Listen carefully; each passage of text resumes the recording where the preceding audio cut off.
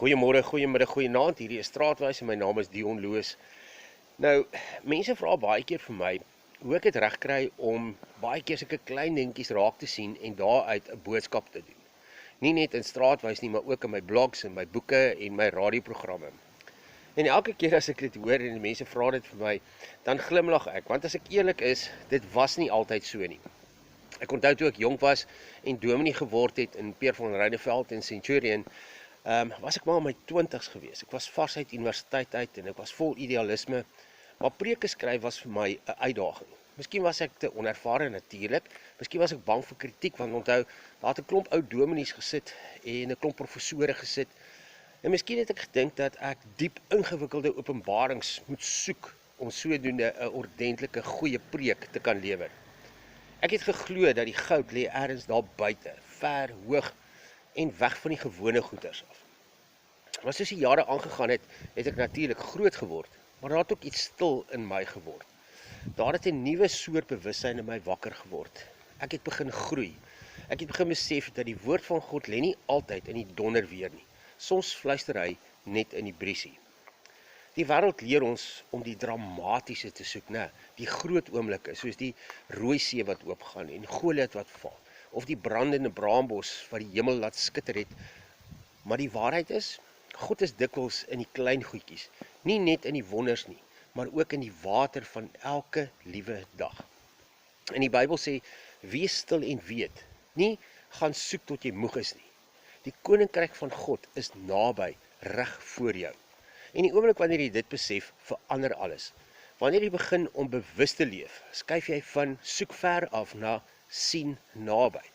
Moderne spiritualiteit noem dit the awakening of awareness. Om jou vibrasie so aan te pas dat jy die subtiele bewegings van die Heilige Gees in jou kan voel.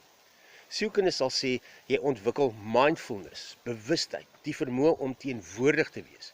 In die oosterse wysheid noem hulle dit die kuns om die alledaagse te sien as heilig. En dis die en wat ek so baie van praat. God is in die groot stories, maar ook in die krummels wat van jou tafel afval. Hy is in die storms en ook in die sagte druppels wat op 'n sinkdak val. En die dag, wanneer jy dit begin snap, gebeur daar iets wonderliks in jou.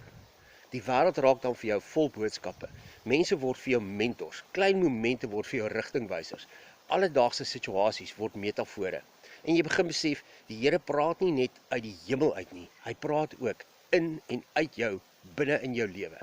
Dis dalk 'n vriend se opmerking, dis dalk 'n tydige WhatsApp, 'n fout wat jou laat stop, of 'n kind se vraag, of selfs net 'n hond wat voor jou op jou voete gaan sit.